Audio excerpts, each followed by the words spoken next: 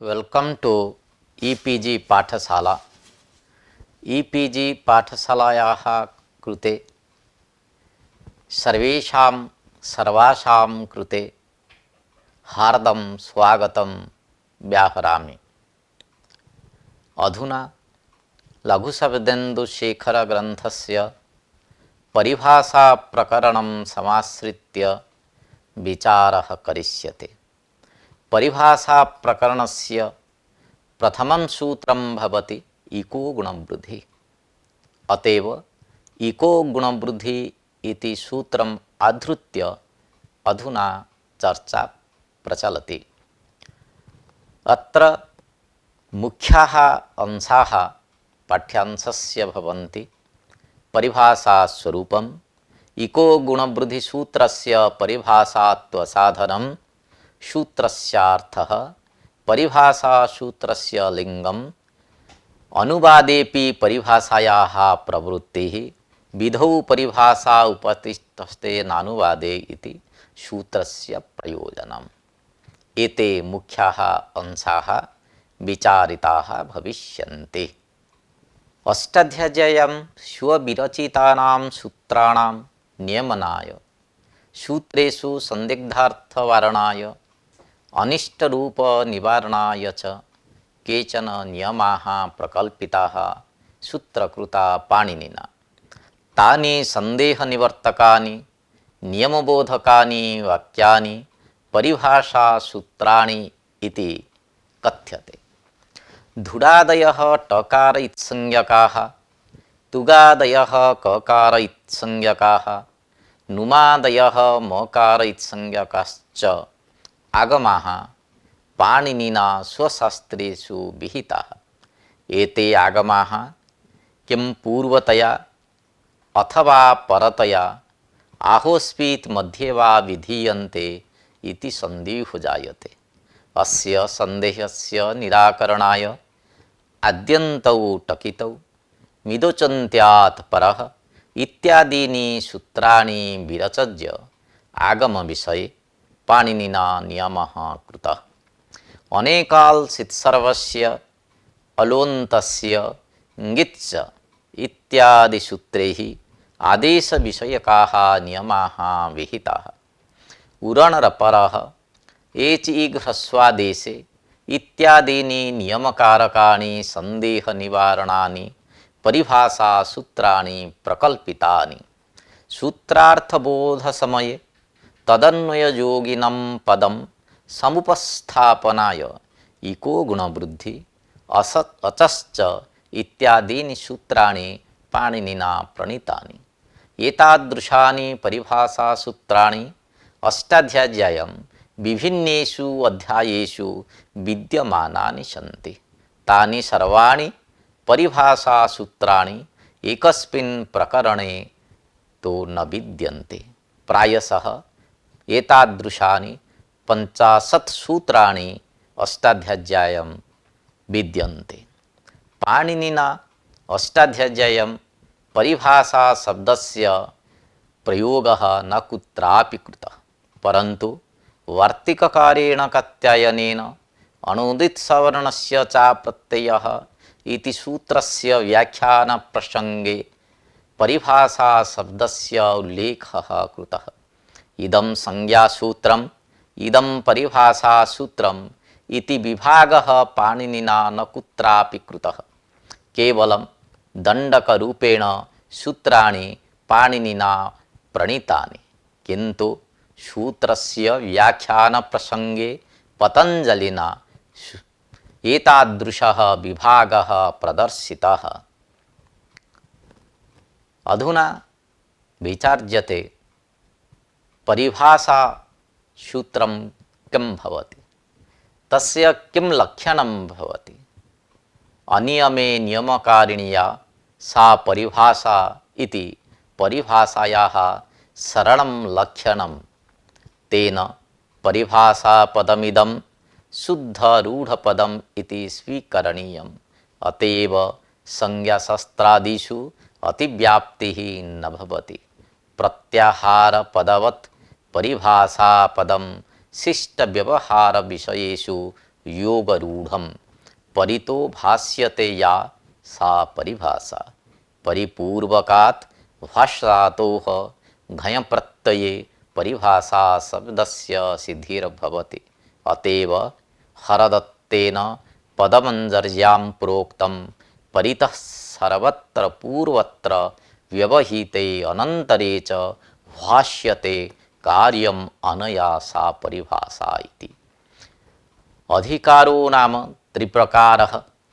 कश्चित् एकदेशस्थः सर्वं शास्त्रम् अभिज्वलयति यथा प्रदीपः सुप्रज्वलितः सर्वं वेश्म अभिज्वलयति इति पतंजलिः महाभाष्ये लिखति। अस्य व्याख्यानावसरे कश्चित् इति परिभाषारूपः इत्यर्थः इति कयटः व्याख्याति। अर्थात यथा त्रिप्रकारः अधिकारः इति पतंजलिना प्रदर्शितः तत्र कश्चित् पदेन परिभाषारूपः गृह्यते इति कयटस्य अभिप्रायः। अर्थात दीपो यथा प्रभाद्वारा सर्वगेह प्रकाशकः भवति तथैव परिभाषा बुद्ध्या सर्वशास्त्रोपकारिका भवति। पुरुषोत्तमदेवस्य मतेन लिंगवती परिभाषा, गूढ़ार्थदीपिकाकारस्य मतेन लिंगवत्वे सति संदिग्धार्थनिश्चायकत्वं परिभाषात्वं नियामकम् इत्यस्य अनियमे नियमकारिणीत्वम् इति बोध्यम्। परिभाषा न्यूनाधिकदेशं गन्तुं प्रवृत्तं विधिसूत्रं नियम्य यथादेशं यथालक्ष्यं वा प्रवर्तयति। अतएव अनियमे नियमकारिणी परिभाषा इति उच्यते। यं च परिभाषा सर्वदा लिंगं दृष्ट्वा प्रवर्तते। लिंगं नाम चिह्नम्, अतो लिंगवती इति उच्यते। यथा तस्मात् इत्युत्तरस्य तस्मात् इति पंचमी निर्देशरूपं लिंगं दृष्ट्वा तस्मात् इति उत्तरस्य इति सूत्रं प्रवर्तते। एवं च तस्मिन्नीति निर्दिष्टे पूर्वस्य इति सूत्रमस्ति। तत्र तस्मिन्नीति सप्तम्यन्तं पदम्, अतएव सप्तम्यन्तं रूपं लिंगं दृष्ट्वा तस्मिन्नीति निर्दिष्टे पूर्वस्य इति सूत्रं प्रवर्तते। गोल्डस्टूकर महोदयेन परिभाषायाः कार्यविषये प्रोक्तं, they do not amend and criticise but teach the proper application of the rules of Panini. They means परिभाषा। परिभाषायाः किं कार्यम् एतस्मिन् विषये विचारः करिष्यते। परिभाषायाः कार्यं भवति विधिशास्त्रं किमपि विधिसूत्रं समुचित शब्द निवेश संकोचादिना तथा प्रवर्तयति यथा शिष्ट प्रयुक्तः शब्दः सिद्ध्यति अति प्रसक्तं च निवर्तयति। इत्थं विधिसूत्रादि प्रवृत्ति निवृत्तिरेव परिभाषा शस्त्र व्यापारः। यत्र प्रयोगाणां शब्दानां वा साधने जटिलत्वं वैषम्यं संदिग्धं वा प्रतीयते तदा परिभाषाः समाधत्ते। परिभाषा दोषान् निर्वर्ज्य व्यवस्थाकरणमेव परिभाषाणां मुख्यं कार्यम्।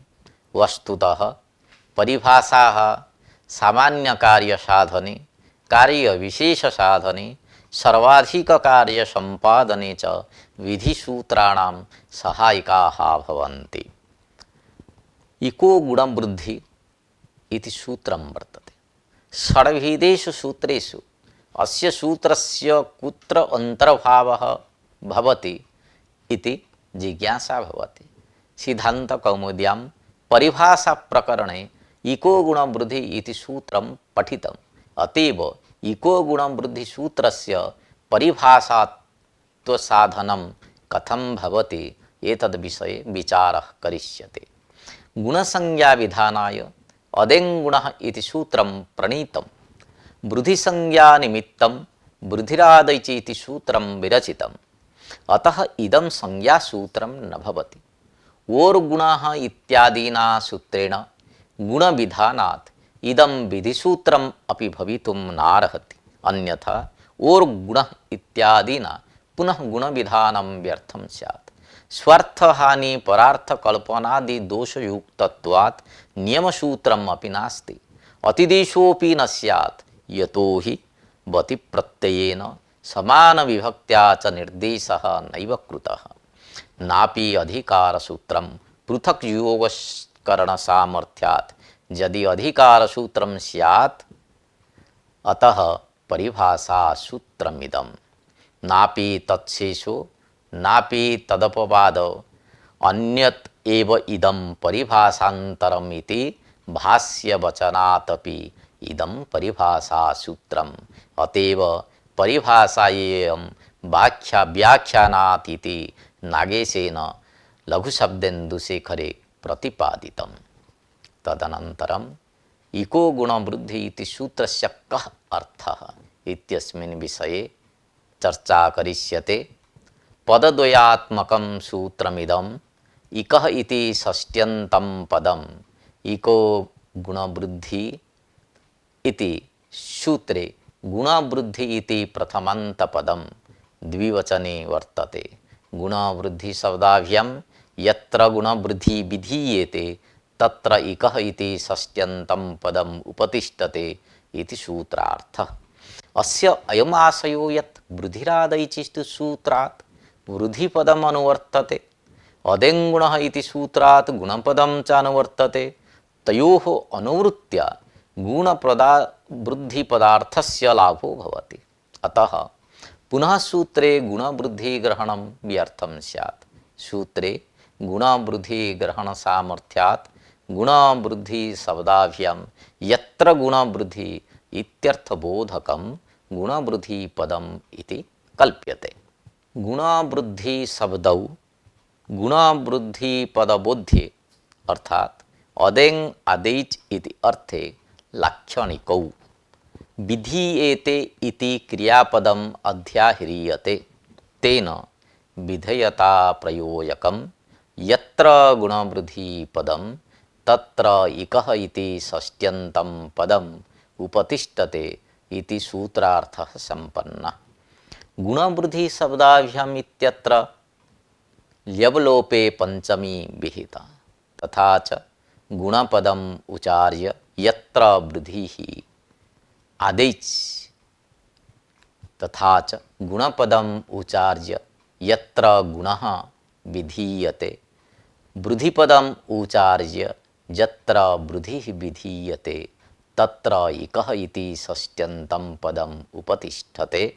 उपतिष्ठते इत्यस्य अर्थः भवति संगच्छते अथवा संगतं भवति।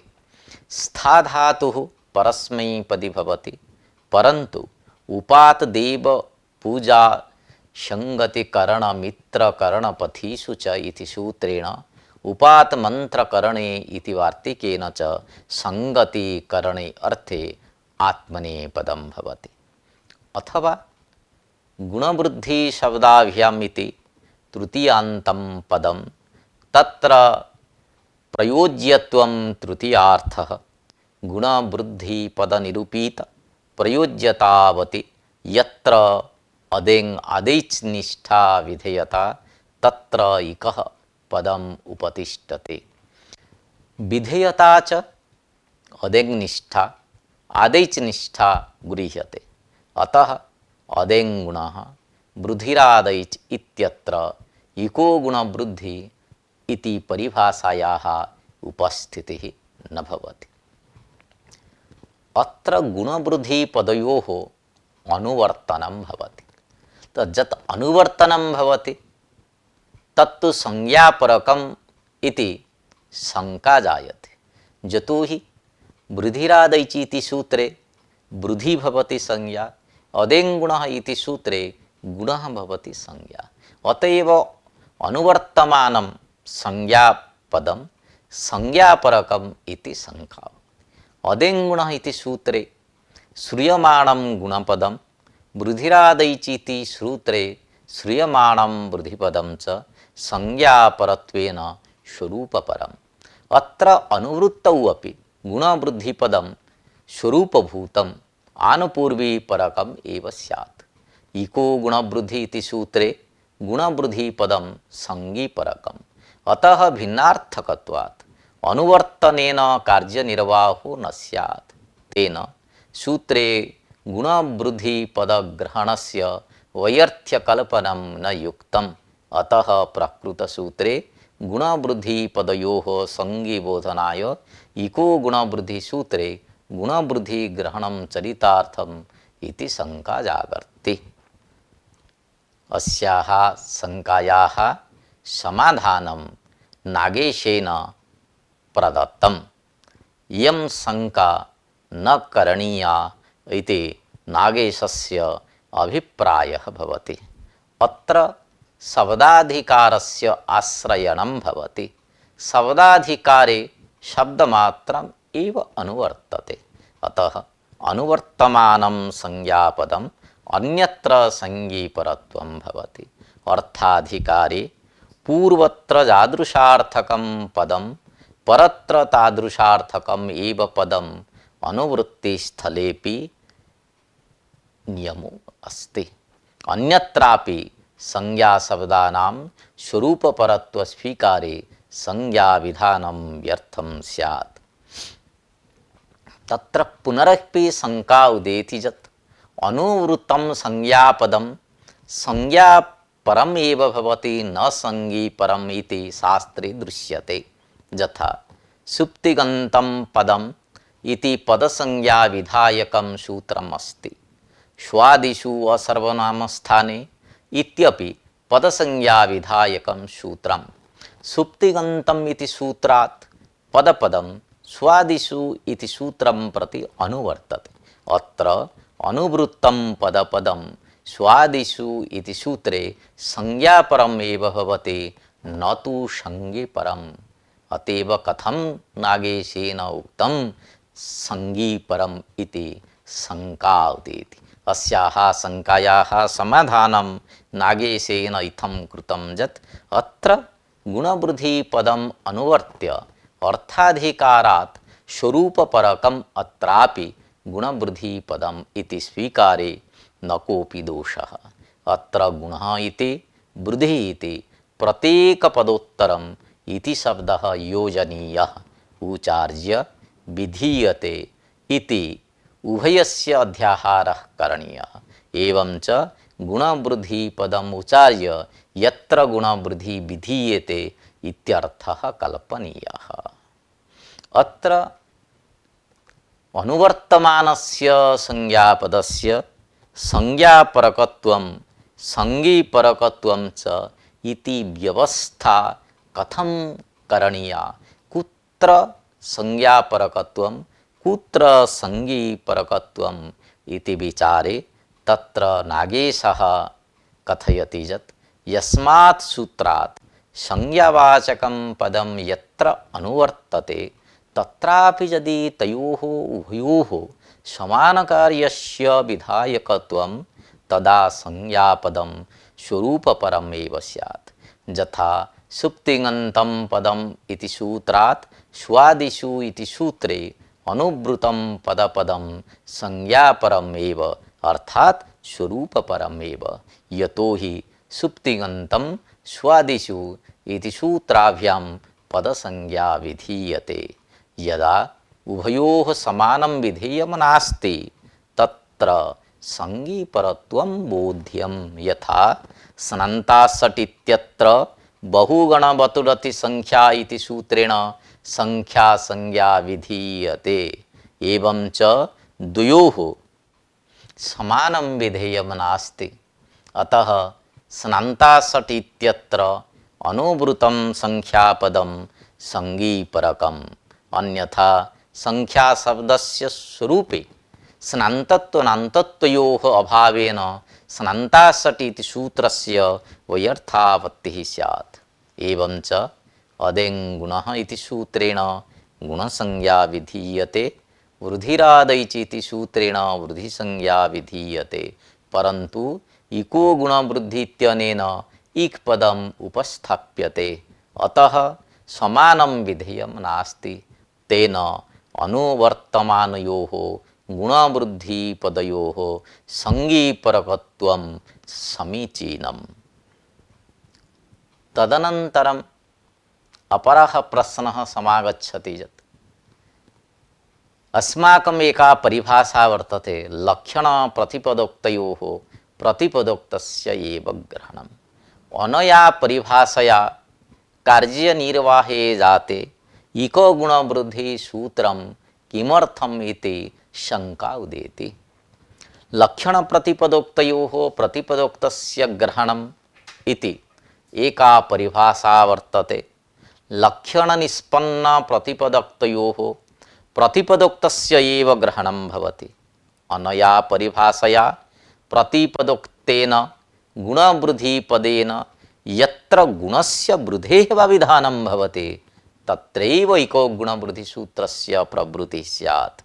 त्यदादीनाम् अह इत्यादौ अकार शब्देन दिव औत इत्यादौ औकार शब्देन तद्विधानात् प्रतिपदोक्तं गुणवृद्धिपदं नास्ति। अतः इको गुणवृद्धि इति सूत्रं तत्र न प्रवर्तते। अनया परिभाषया अस्य परिभाषा सूत्रस्य प्रवृत्तिवारण संभवे तदर्थं गुणवृद्धि सामर्थ्य कल्पनं नोचितम् इति शंका उदेति।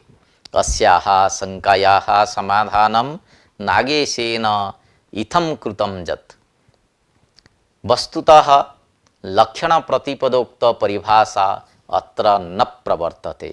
तत्र प्रतिपदोक्तस्य इत्यस्य साक्षात् उच्चारितस्य इत्यर्थः, अर्थात साक्षात् तत्तत् शब्दानुवादेन विहितस्य इत्यर्थः स्वीक्रियते। अर्थात उच्चार्यमाण धर्मेण साक्षात् अवच्छिन्न विधेयताश्रयत्वरूपं प्रतिपदोक्तं यत्र शास्त्रे लक्षण प्रतिपदोक्त परिभाषा प्रवर्तनीया तत्शास्त्रबोध उपयोगिनी या आनुपूर्वी तद विशिष्टत्वं प्रतिपदोक्तम्।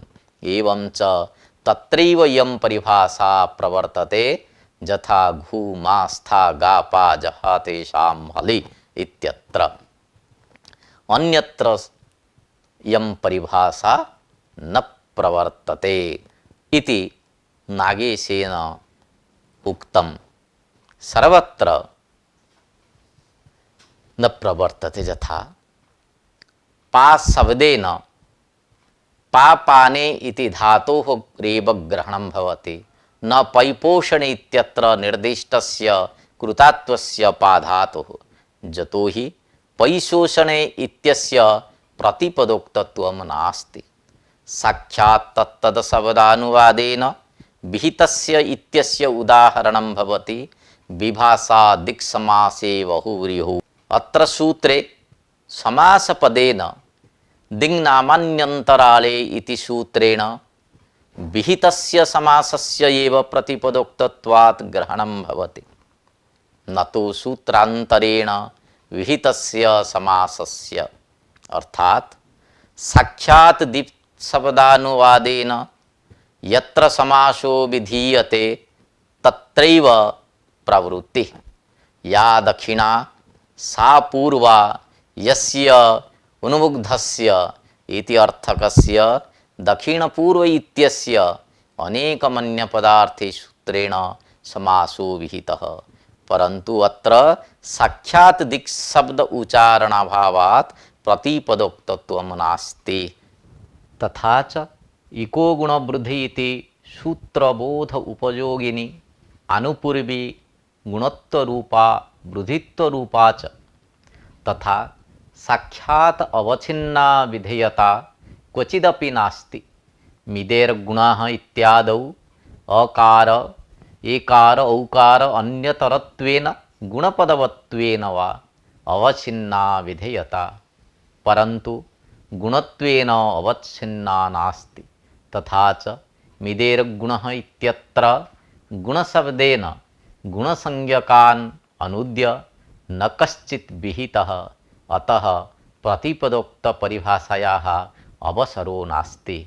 अनेन ज्ञायते यत् गुणवृद्धिसामर्थ्यकल्पनं समीचीनं प्रतिभाति। एवं च लक्षणप्रतिपदोक्तपरिभाषया कार्यनिर्वाहः नैव भविष्यति। अत्र विषये भाष्यकारस्य किम् अभिमतम् इत्यस्मिन्नपि विषये विचारः विधीयते। इको गुणवृद्धित्यत्र लक्षणप्रतिपदोक्तपरिभाषा न प्रवर्तते इति भाष्ये ध्वनितम् इति नागेशेन प्रतिपादितम्। तत्र भाष्यम् इत्थं भवति संज्ञाविधाने नियमः संज्ञया ये विधीयन्ते तेषु नियमः किं वक्तव्यम् एतत् नहि कथम् अनुच्यमानं गंस्यते गुणवृद्धिग्रहणसामर्थ्यात् तथा च द्यौः पन्था स इमम् इत्यादौ न दोषः इति। यदि च उक्तपरिभाषया कार्यनिर्वाहः स्यात् तर्हि महाभाष्यकारस्य सामर्थ्य आश्रयणम् असङ्गतं स्यात्। गुणवृद्धिग्रहणम् आश्रित्य त्यदादीनाम् इत्यादौ दोषः वारितः न तो प्रतिपदोक्तपरिभाषां समाश्रित्य तेन प्रतिपदोक्तपरिभाषायाः अप्रवृत्तिः ध्वन्यते इति नागेशाशयः। इतः पूर्वम् अस्माभिः आलोचितं परिभाषायाः स्वरूपविषये लिङ्गवती परिभाषा भवति। तर्हि इको गुणवृद्धिसूत्रस्य किं लिङ्गं भवति इति जिज्ञासा उदेति। तत्र लिङ्गवती परिभाषा इति स्वरूपं वर्तते। लिङ्गं नाम चिह्नं, चिह्नं दृष्ट्वा परिभाषासूत्राणि प्रवर्तन्ते। अतः इको गुणवृद्धि इति परिभाषासूत्रस्य किं लिङ्गम् इति मनसि निधाय नागेशेन प्रोक्तं यत् अस्याश्च विधेयसमर्पकगुणवृद्धिपदश्रुतिः लिङ्गम् अर्थात् अदेङ् आदैच् एतत् अन्यतरनिष्ठ विषयता प्रयोजकत्वेन स्वीकृतस्य गुणवृद्धिपदस्य यत्र श्रवणं तत्रैव इदं सूत्रम् उपतिष्ठते। यथा मिदेर्गुणः मृजेर्वृद्धि इत्यादौ। मिदेर्गुणः इति सूत्रे गुणपदं श्रूयते, गुणः विधीयते। एवं च मृजेर्वृद्धि इति सूत्रे वृद्धिपदं श्रूयते, वृद्धिश्च विधीयते। अतः एक परिभाषा उपस्थित्य एकस्थाने गुणः वृद्धि वा स्यात् इति निर्णयो जायते।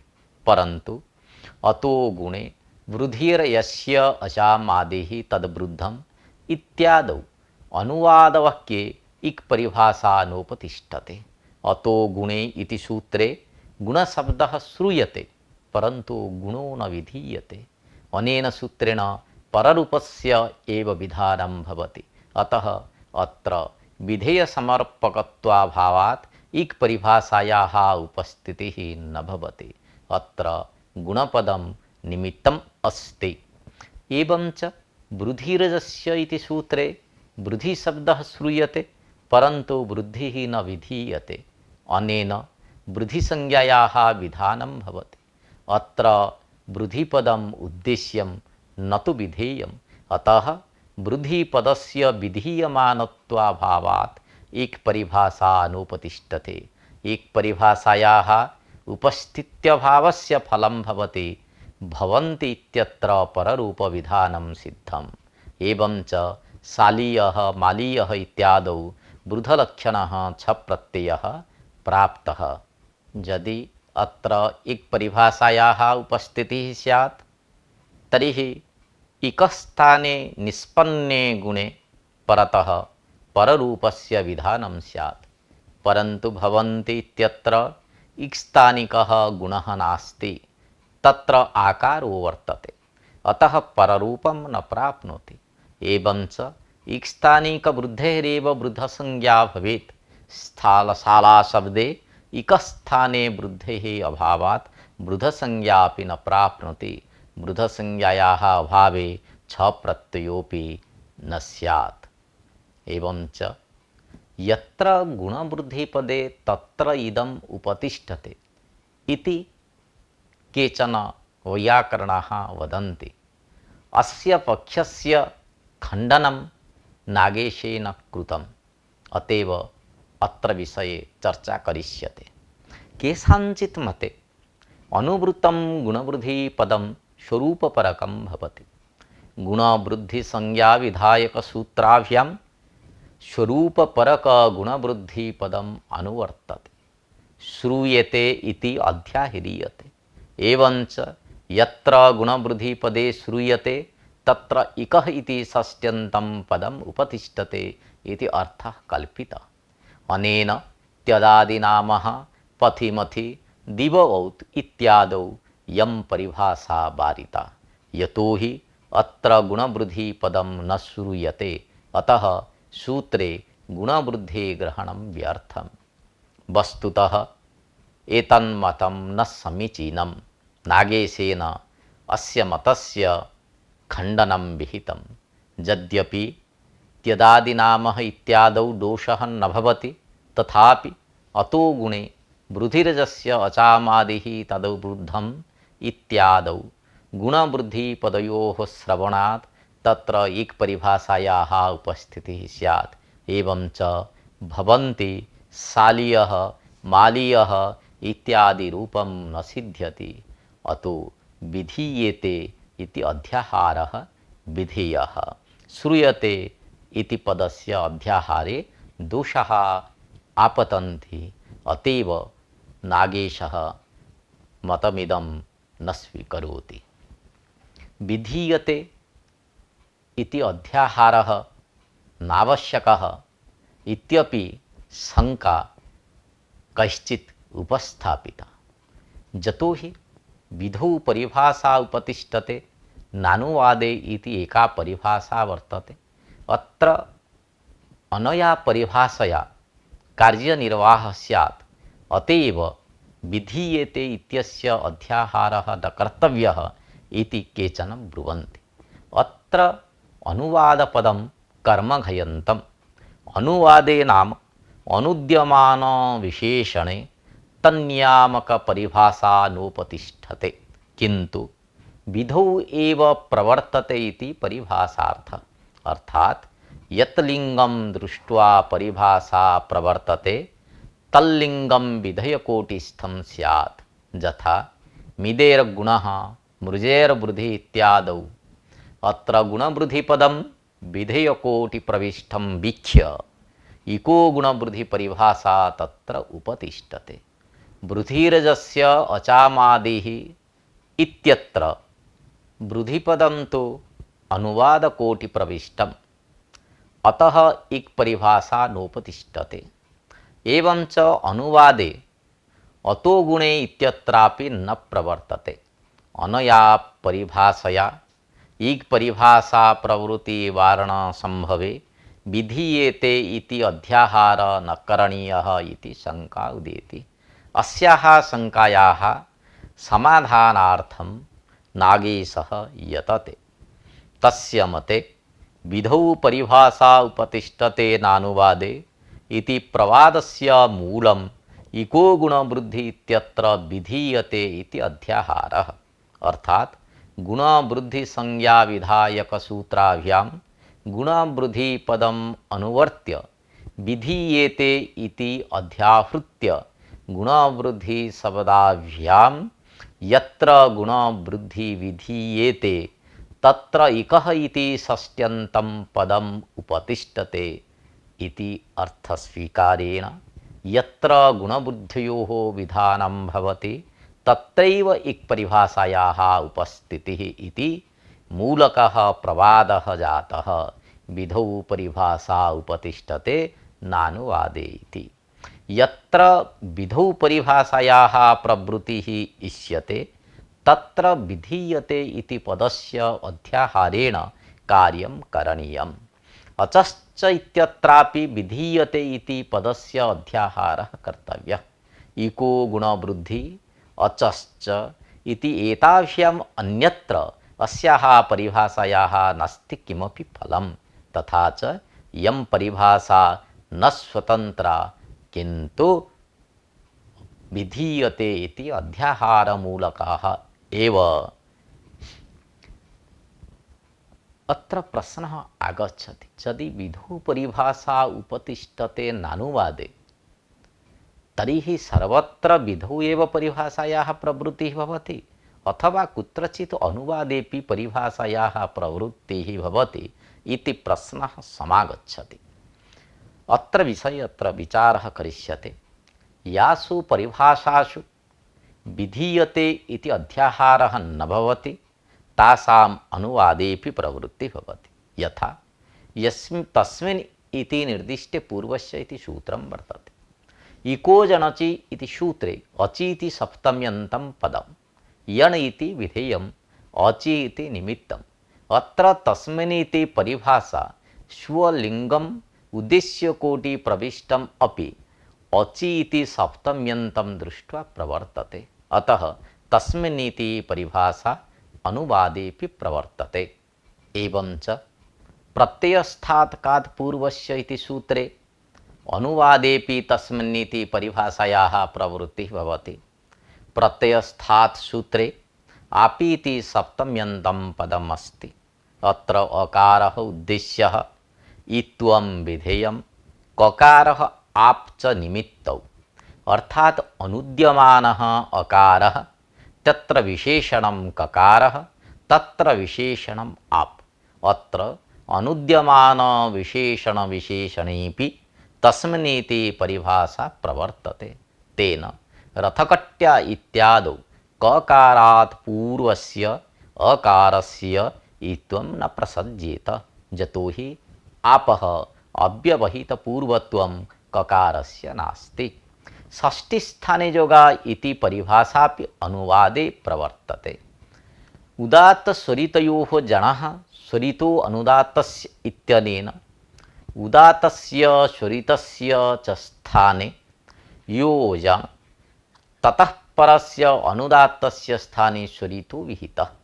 अत्र उद्देश्यस्य अनुदात्तस्य विशेषणं ज तस्मिन् विशेषणभूतयोः उदात्त अनुदात्तयोः षष्ठीस्थाने योगा इति परिभाषया स्थानार्थः लभ्यते।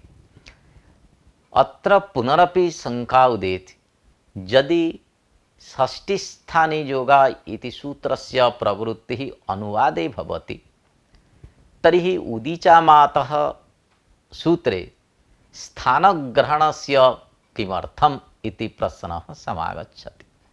उदीचामातः स्थाने यकपूर्वायाः इति सूत्रे आतः इति षष्ट्यन्तं पदम्, अतः षष्ठीस्थाने योगा इति परिभाषया स्थानार्थः लभ्यते। अतः उदीचामातः इति सूत्रे स्थानग्रहणं व्यर्थम् इति शंका उदेति। परन्तु उदीचामातः स्थाने इति सूत्रे स्थानग्रहणं स्पष्टार्थम् इति नागेशेन समाहितम्। तदनन्तरं प्रश्नः आगच्छति, यदि परिभाषायाः लिङ्गं भवति विधेयसम्पर्कगुणवृद्धिपदश्रुतिः लिङ्गं, तर्हि विधिवाक्ये विधेयताप्रयोजकत्वनिर्णयः कथं भवति? तदुपरि नागेशः समाधत्ते, इको गुणवृद्धि इति परिभाषायाः लिङ्गं भवति विधेयसम्पर्कगुणवृद्धिपदश्रुतिः। विधिवाक्ये पदश्रवणसमकालम् एव विधेयताप्रयोजकत्वं गुणवृद्धिपदानां कथं निर्णीयते इति प्रश्नः आयाति। विधिवाक्ये प्रथमयाः विधेयविभक्तित्वेन तदन्तस्य विधेयसम्पर्कत्वनिर्णयः इति नागेशेन समाहितम्। अर्थात् प्रथमान्तपदस्य गुणः वृद्धिः इति एवं रूपस्य विधेयविभक्तित्वेन निश्चयः कर्तव्यः। तेन विधेयताप्रयोजकत्वं निर्णेतुं शक्यते। यद्यपि वृद्धिरस्य अचाम् आदिः इति सूत्रे वृद्धिपदं प्रथमया निर्दिष्टं, तथापि वृद्धिपदस्य प्राथम्येन प्रयोगात् विधेयतासम्पर्कत्वं विनश्यति, यतो हि उद्देश्यं प्रथमं वाच्यम् इति नियमो वर्तते। तत्र इक् परिभाषायाः वाक्यार्थबोधे अन्वयित्वप्रतिपादनं कर्तव्यम्। यद्यपि विधेयताप्रयोजकं श्रूयमाणं गुणवृद्धिपदम् इक् परिभाषायाः उपस्थापकत्वेन चरितार्थं, तथापि वाक्यार्थबोधे अन्वयी भवति। तेषां गुणवृद्धिपदानां वाक्यार्थबोधे अन्वयित्वे एव विधेयता संगच्छते, अन्यथा तेषां विधेयता अपगच्छेत् एवं च गुणवृद्धिपदयोः उपस्थापकतापि निवर्तेत। अन्तिमे सूत्रस्य किं प्रयोजनम् इत्यस्मिन् विषये चर्चा करिष्यते। एधिता इत्यादौ व्यञ्जनात्मकस्य धकारस्य गुणवारणाय इको गुणवृद्धि इति सूत्रम् आवश्यकम्। एधिता इत्यत्र सार्वधातुक अर्धधातुकयोः इति सूत्रेण व्यञ्जनस्य धकारस्य गुणः प्राप्तः, परन्तु इक् परिभाषायाः उपस्थितौ इकः एव गुणो भवति, अतः व्यञ्जनस्य गुणो न भवति, नापि इग्भिन्नस्य अचः गुणो भवति। एवं च भिन्नम् इत्यत्र किङ्गिति च इति सूत्रेण इग्निमित्तकगुणवृद्ध्योः प्रतिषेधः भवति। यदि इको गुणवृद्धि सूत्रं न स्यात् तर्हि पुगन्तलघुपदस्य च इत्यत्र इक् पदस्य उपस्थितिः न भवति। एवं च इग्निमित्तकत्वाभावात् गुणस्य प्रतिषेधो न स्यात्। सूत्रस्य सत्त्वे तु इक् पदस्य उपस्थित्या गुणनिषेधः सिद्धः। एवं प्रकारेण सूत्रस्य प्रयोजनद्वयं प्रतिपादितम्। एवं च इको गुणवृद्धिसूत्रस्य विचारः समाप्तः। अधुना पाठसारांशः उपस्थाप्यते मया। इको गुणवृद्धि इति परिभाषासूत्रम्। इयं पदोपस्थापकपरिभाषा गुणवृद्धिशब्दाभ्यां यत्र गुणवृद्धि विधीयेते तत्र इकः इति षष्ट्यन्तं पदम् उपतिष्ठते इति सूत्रार्थः। अनुवर्तमानस्य संज्ञापदस्य संज्ञापरकत्वं संज्ञीपरकत्वं च यदा उभयोः समानकार्यस्य विधायकत्वं तदा संज्ञापदं स्वरूपपरमेव। यदा उभयोः समानविधेयं नास्ति तत्र संज्ञीपरत्वं लिङ्गवती परिभाषा भवति। विधेयसमर्पक गुणवृद्धिपदश्रुतिः लिङ्गम् इक् परिभाषायाः मिदेर् गुणः मृजेर् वृद्धिः इत्यादौ इक् परिभाषा प्रवर्तते।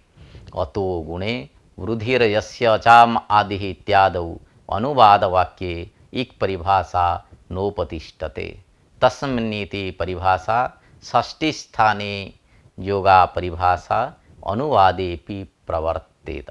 उदीचामातः सूत्रे स्थानग्रहणं स्पष्टार्थं विधिवाक्ये प्रथमा विभक्तिं दृष्ट्वा विधेयसम्पर्कत्वनिर्णयः कर्तव्यः। एधिता इत्यादौ व्यञ्जनमकारस्य धकारस्य गुणवारणं भवति इक् परिभाषायाः फलम्। भिन्नम् इत्यत्र गुणनिषेधोऽपि इक् परिभाषायाः फलम्। इति संविचारः समाप्तः।